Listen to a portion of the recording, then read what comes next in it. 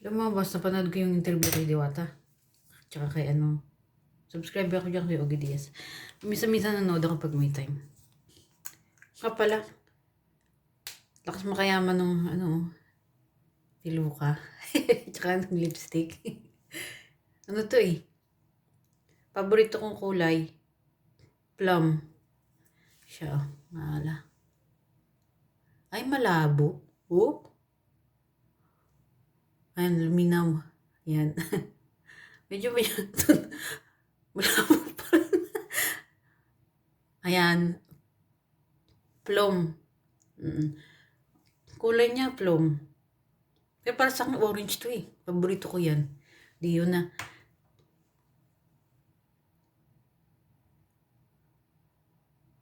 Ayun.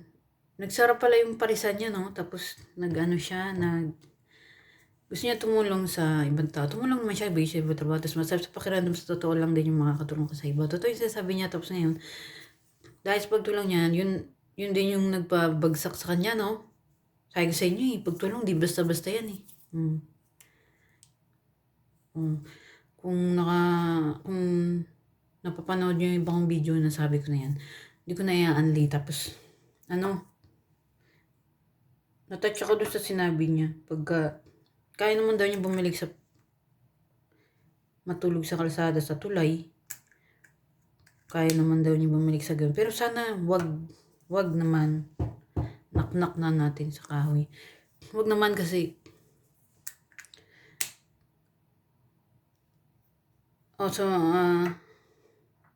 yung nagpabagsak din sa kanya yung video na ano, mga negative. Tapos yung video na sabi niya lilipas din niya. Pa-picture naman, di ba? Tapos sabi niya lilipas din niya. Tapos dun siya ano, isa sa nagpabagsak sa kanya. Tapos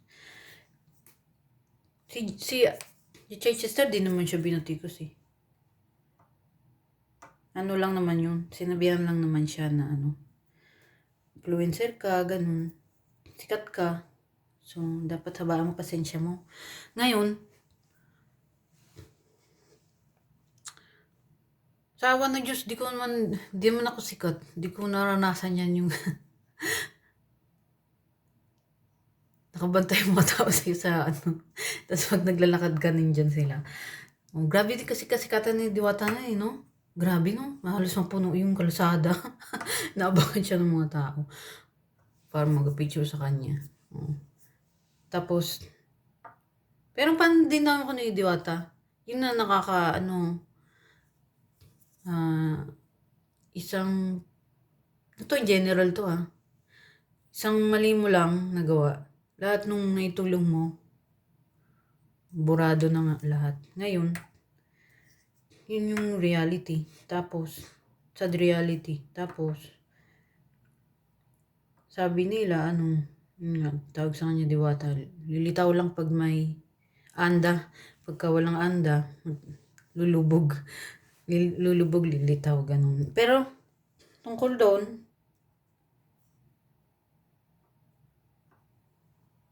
practical lang siya doon sa part na yun. At saka, karakter niya talaga yung prangka. Oo. Ako din prangka eh. Oo, pero,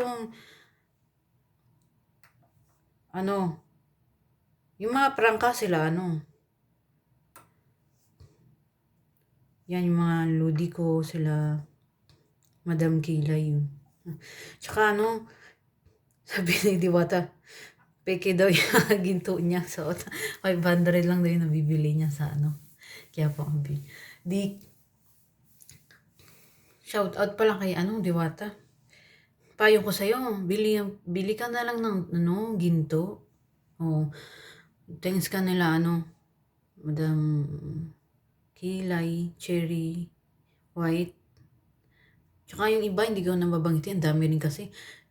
Pero sila talaga yung naalala ko. Nga, mag-invest ka ng ginto. Oo. Bili ka ng tunay na ginto.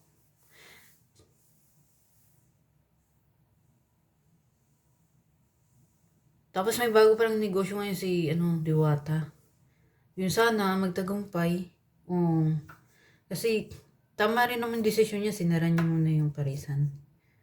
Kasi sabi ko sa inyo, hindi basta-basta pagtulong. Kaya mag-iingat tayo, mag-iingat ako, mag-iingat sa mga salita, tapos lalo yung galaw, kilos, tulong, ganyan. Kakatakot yan. Pag mali yung ano mo, diba hindi naman mali si Diwata, nagbigay lang naman siya ng trabaho eh. Di ko alam eh. Di man ako abogado. Basta sila na bahala, di naman ang trabaho yun. Hindi balik na tayo. Tawag doon. Yun. At ko sa ano. Sabi niya, kaya naman daw yung bumalik sa kalsada doon matulog. Pero sana, wag na siya bumalik sa ganun. Tapos, nakakalungkot kasi makita ng ganyang, di ba?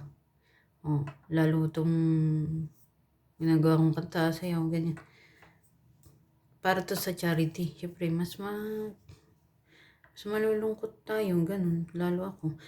Saka wag naman, pero halimbawa, bumagsak ka, gawa ka ng video para makita ko ikaw mismo, kontakin kita. Pero sana, di rin ako bumagsak. Kasi hindi ko rin alam future ko eh. Mahirap din ako eh. Dati rin kami natutulog sa kalsada. Diba, nakwento ko naman yung kabataan namin. Ang tatay ko eh.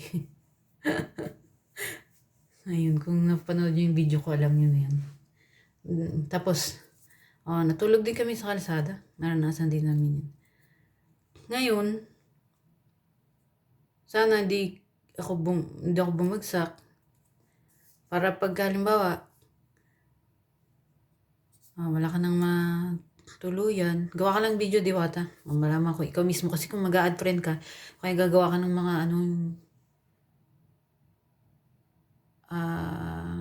parang hindi ako namamansin pagka ganyan eh. Kasi feeling ko baka mamay scammer ka. Scammer o ito. Kasi yung marami na nanloko sa amin eh. Tapos yung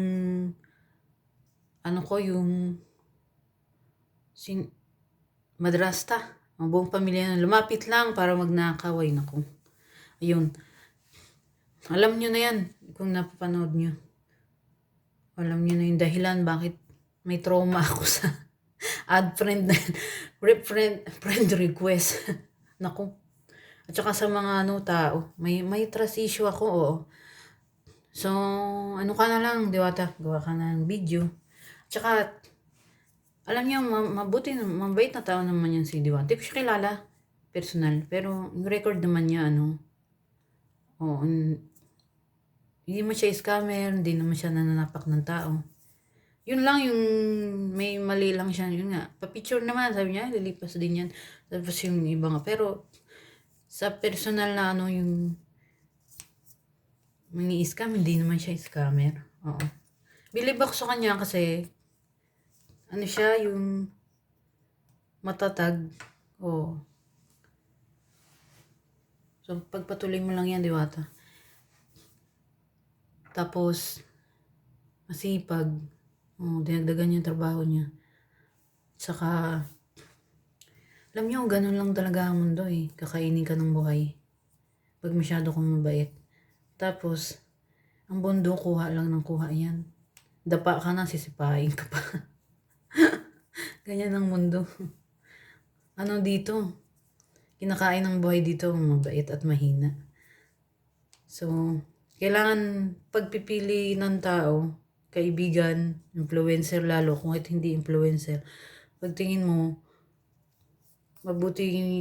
makakabuti sa'yo, ayun,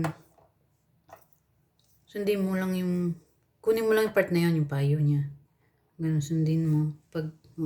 So, importante na imbestigahan mo din yung tao bago ka yun. Pero si Diwata, hindi na kailangan siya imbestigahan. Kasi, hindi naman siya scammer eh. So, yun lang mga boss. So, sana lahat tayo swertein para wala nang matutulog sa kalsada. Wala nang babalik sa ilalim ng tulay. Oo. Sana certain din ako. Para maalis ko yung mga tao sa ganyan. Mas nakakatuwa si Chester. Balak din niyang gumawa ng mag-aampon sa matatanda, yung mga abandon. Oh, yun din yung plano ko eh. Yun lang, kailangan ko lang ng anda. Kasi malaking anda kailangan mo dyan eh. Kasi una, tutulong ka. Tapos, yun nga yung baka ikaw pa mong pasama. At least, pag na-demanda ka, may anda ka. Yun, di ba? Pero,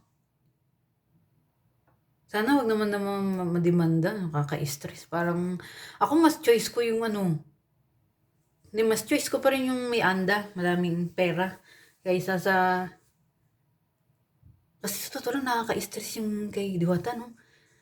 Di, may anda siya. Okay yung parisan niya, pero, ang dami, pinakulong siya, no? Tapos nakalaya lang. Tapos, yun nga, hanggang ngayon stress nga siya eh. Di ba? Nakaka-stress, no? Ay, nako. Ayun. Ang hirap, no? Yun lang mga boss, please support my YouTube channel. Please watch.